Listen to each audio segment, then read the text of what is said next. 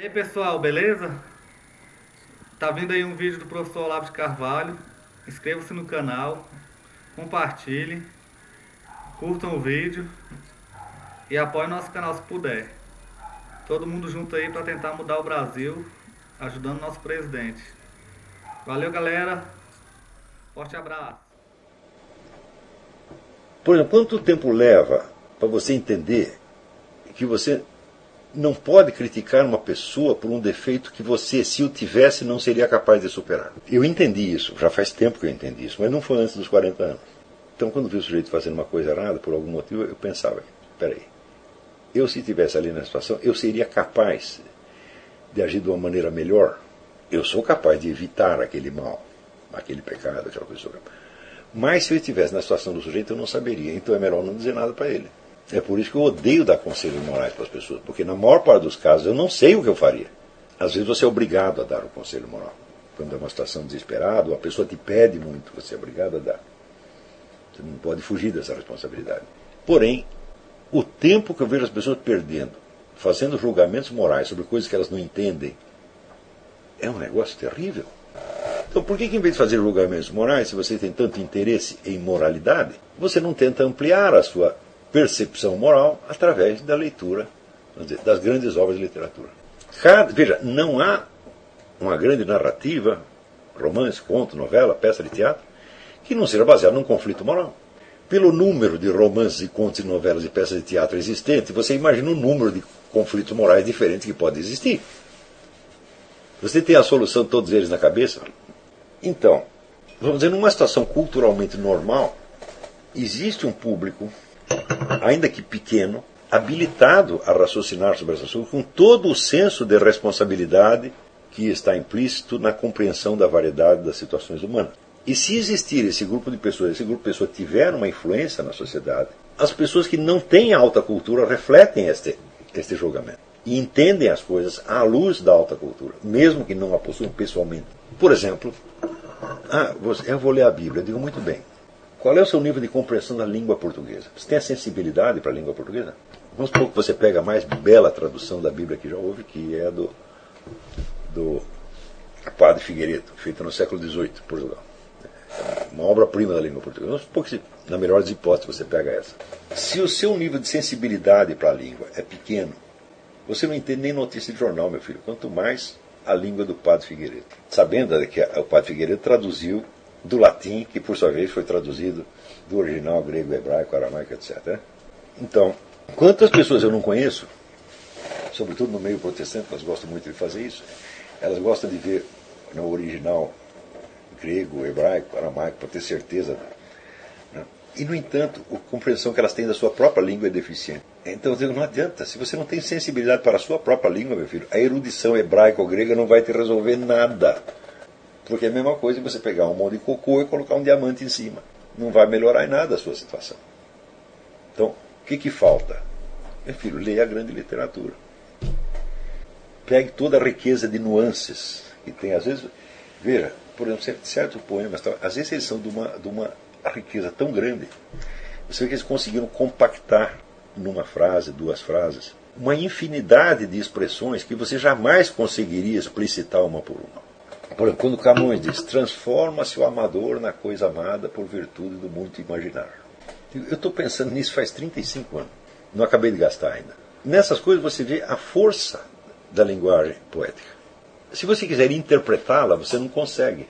Porque quanto mais interpretações você dá, mais outras interpretações surgem. E essa linguagem foi feita exatamente para isto. Ela não está ali para ser interpretada. Ela está para enriquecer a sua linguagem. Se não existisse grande literatura, as línguas se transformariam e se deteriorariam com tal velocidade que em questão de 2 ou 3 anos, o que o sujeito falou, cada pessoa falou, se torna incomunicável por outro. Eu sugiro que vocês façam uma experiência, vocês peguem aqueles jornais populares da imprensa nanica dos anos 60, 70. Você vê como rapidamente a linguagem deles se tornou, não é incompreensível, mas ela perdeu aquela comunicabilidade imediata que tinha. Muito rapidamente. Quer dizer, é a grande literatura que estabiliza a linguagem e faz com que, das inúmeras possibilidades da linguagem humana, algumas possam se transmitir de gerações e ser conservadas, não ser perdidas. Se não tem isso, meu filho, a linguagem sai como por um esgoto, que é exatamente o que está acontecendo no Brasil. E como é que um sujeito treinado na linguagem do esgoto vai ler a Bíblia e consultar um dicionário grego para saber o que Jesus Cristo quis dizer? Veja, Charles de Gaulle dizia o seguinte: o que compõe uma identidade de um país são 3 elementos. Ele dizia língua, religião e alta cultura. E mas a alta cultura é sobretudo a compreensão da língua. Então nós não temos 3 elementos, nós temos 2. E este cultivo da alta cultura, isto é a religião mesmo. Veja, no mundo moderno, religião adquiriu, depois que uma série de acontecimentos na história do Ocidente foram isolando a religião da sociedade, a palavra religião adquiriu o sentido de uma atividade quase especializada. Então a religião consiste em você ir na igreja, você ler a Bíblia, você fazer certos rituais e agir de acordo com certas regras. Isto é religião. E o resto? O resto é cultura, é política, é economia, etc, etc, etc. Mas note bem, mas isto é religião? Falaram, não.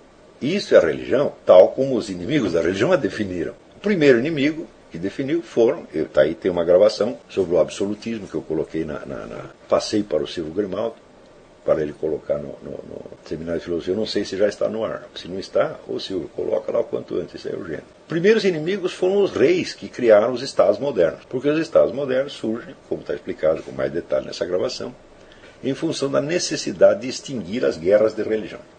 Depois que aparece a reforma protestante, aquilo vira uma anarquia, estão todos contra todos e cada um se acredita no direito de matar o próximo em nome de Jesus. Né?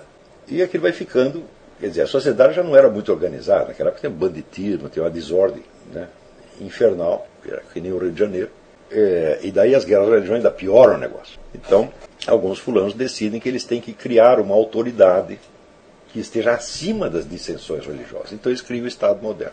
No Estado moderno é o seguinte: aqui tem um rei e ou você tem que seguir a religião do rei, se você não seguir você tem que ir embora, ou então, se ele governar sobre várias comunidades religiosas diferentes, ele está acima de todas elas. Então isso quer dizer que a estrutura das leis que compõe o Estado fica colocada acima do critério da moral religiosa. A moral religiosa se torna uma questão pessoal. Isso institui, embora isso tenha tido a virtude de fato acalmar as guerras de religião, se bem que criando guerras piores mais tarde. Quer dizer, foi uma falsa solução. Não vai dizer que as guerras de religião se comparam às guerras que os Estados modernos criaram. Não tem nem comparação. Mas no momento pareceu, né? Essa aí é que nem aquela história do filme do Clint Eastwood, que ele diz que o sujeito se jogou num caco. Eles estão lá tirando os espinhos dele e perguntaram: por que você fez isso? Ele disse: na hora me pareceu uma boa ideia. Então o Estado moderno também foi assim. Na hora pareceu uma boa ideia para acabar com as guerras, só que criou guerras muito piores. Além de criar guerras muito piores, na medida em que ele cria o Estado acima da consciência religiosa, ele cria uma duplicidade.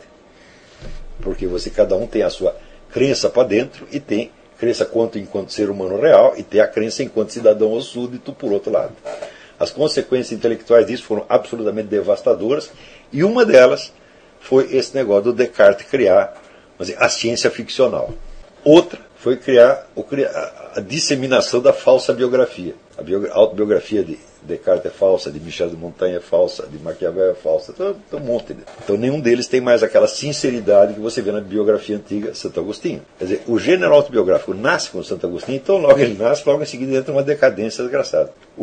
Eu acho que é só no século XX que se volta a ter realmente a possibilidade de uma autobiografia realmente sincera, como você vê em alguns escritos. Por exemplo, o diário de Julian Green, por exemplo, é uma coisa, acho que o maior diário que alguém já escreveu, milhares e milhares e milhares de páginas. Ali você vê realmente a história de uma alma, como você viu no Santo Agostinho. Mas os ensaios de Michel de Montaigne, que são escritos autobiográficos, não são a história de uma alma de maneira alguma, é a história de um personagem, uma coleção de disfarces. E a de Jean-Jacques Rousseau, então nem se fala. E assim, tem várias consequências intelectuais absolutamente devastadoras. À medida que avança o tempo, a religião então vai se tornando uma atividade especializada. Ora, antes do advento do absolutismo, não existia o que se chama política propriamente. Havia o direito e a moral. E a atividade política consistia, vamos dizer, no direito da moral. Tanto que se o sujeito quisesse ter uma atividade política fora do direito da moral, ele podia fazer isso, mas era um ato de força. Como, por exemplo, o fundador do Reino de Portugal, Dom Afonso Henriques, mata todos os seus concorrentes e toma as terras dele. Isso podia acontecer no contexto medieval, mas era considerado ilícito. Tá certo? Ao passo que, a partir do advento do absolutismo, vamos dizer, toda a imoralidade da política tem uma autoridade superior à moralidade da religião. É uma situação nova na história. Nós nos acostumamos tanto com isso que nós achamos que isso é natural. Mas não, isto foi natural na antiguidade. Eu li o livro do Fritz Kern, que chama, né, O Reinado e a Lei na Idade Média, que é uma pequena obra-prima. Né? Então, e também o livro do Friedrich Meinecke, A Ideia da Razão de Estado, que é outra obra-prima. Né? Eu comento isso bastante nessas gravações, em outros escritos, e no Livramento Revolucionário. E ali você vê que, em Roma, por exemplo, Cícero dizia: muitos pecam pelo bem da República. Então eles admitiam que o governante podia fazer certas sacanagens que era, vamos dizer, pelo bem do Estado, pelo bem da República. Mas, pelo menos em Roma, eles não entendiam o Estado como uma entidade superior à própria sociedade e superior à cultura. Não entendiam. Quer dizer, o Estado não era uma personalidade jurídica própria. Né? O Estado era a própria sociedade. A República era a própria sociedade. Mas quando vem o absolutismo moderno, então, esta ideia da razão de Estado antiga, ela vem com uma vingança. Quer dizer, o Estado passa a ser uma entidade metafísica. E nós nos acostumamos com isso, porque isso aí já faz 4 séculos ou mais. À medida que o Estado se constitui como uma entidade independente da religião e da cultura e superior a ambas, então é claro que a religião vai sendo cada vez mais isolada. Então nós concebemos, por exemplo, que existe, já no século XIX, Jacob Burckhardt falava dos elementos, das forças que determinam a história. Ele dizia 3: o Estado, a religião e a cultura. Ou seja, já concebia a cultura como uma coisa fora da religião. Mas você veja, desde o advento do cristianismo até 1300, 1400, isso era absolutamente inconcebível, porque era a própria religião que criava a alta cultura. E a partir do momento que existe essa ruptura, vamos dizer, surge uma alta cultura, entre aspas, diminuída, criada por membros da aristocracia, já não tinham a cultura escolástica e nem a compreendiam, e que se achavam superiores a ela pelo simples fato de que não a compreendiam, como é o caso de Francis Bacon ou René Descartes.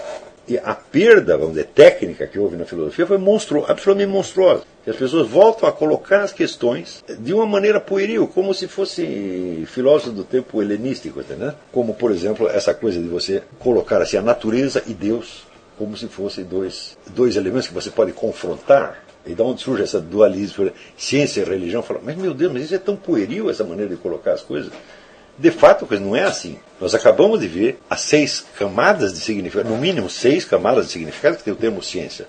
Como é que você pode confrontar isto com outro negócio chamado religião? Isso não existe. Você está coisificando elementos que, na verdade, são tensionais, conflitivos, contraditórios. Então, é por isso que as pessoas acham que dá perfeitamente para você praticar a religião sem alta cultura. Falam, não dá, meu filho, não dá. Note bem, o camponês medieval, ele podia ser analfabeto, mas as ideias dele eram exatamente as de Santo Tomás de Aquino. Havia perfeita continuidade. Hoje não. Então, quer dizer, a religião desligada da alta cultura é uma falsa religião. Ela pode ser verdadeira no seu conteúdo verbal, você está repetindo as mesmas verdades que Jesus Cristo disse, mas o que você está entendendo daquilo é deficiente, é errado, é contraditório. E quanto mais bonzinho você quiser ser, mais besteira tu vai fazer. Como é possível, por exemplo, que tantos milhões de cristãos tenham aderido explícito ou implicitamente, até inconscientemente, às vezes, a uma porcaria como teologia da libertação, que é uma coisa tão falsa e tão imbecil que não merece sequer a atenção da crítica. Tá certo? Eu acho assim, a crítica para a teologia da libertação é assim, um tapa na cara e pronto. Fala, não vem com essa ideia aí, é tão idiota que não dá nem para começar a conversar. Como foi possível que dentro da igreja acontecesse? Como foi possível que quando começou, por exemplo, a infiltração da igreja pela KGB nos anos 30, pouquíssimos membros do alto clero percebessem a coisa ou lhe dessem importância? Como pode ser tão cego assim? Então é claro que eu entendo como um elemento fundamental da alta cultura a capacidade que você tem de saber em que ponto da história você está. Ou seja, o que está acontecendo realmente. Se você não tem isso, você não tem alta cultura, você tem apenas um diletantismo. Essa é outra coisa também. Eu conheço pessoas que não têm a menor ideia do que está acontecendo no mundo, mas elas acham que têm alta cultura, por quê? Porque elas estudaram grego, ou leram Santo Tomás de Aquino, ou leram Hegel. Mas isso não é alta cultura. A alta cultura, vamos dizer, é a criação, vamos dizer, de uma imaginação, a conquista de um imaginário suficientemente amplo e organizado para que você tenha sensibilidade para o que está acontecendo. Senão, se você está dormindo, para quem está dormindo não tem alta cultura, meu Deus do céu. Está entendendo? Então, a aquisição, por exemplo, da grande literatura só tem sentido se você entender exatamente como Frank Raymond Lewis entendia. Não se trata de contemplação estética, mas trata-se da aquisição de uma linguagem que lhe permita conceber a infinidade de situações morais humanas. E por isso mesmo, é que, como ele dizia com toda razão, Se nós perguntamos quem são os grandes romancistas, são aqueles nos quais a consciência, né, a percepção moral é mais aguçada. Invariavelmente são esses. E é para isso que serve justamente a grande literatura.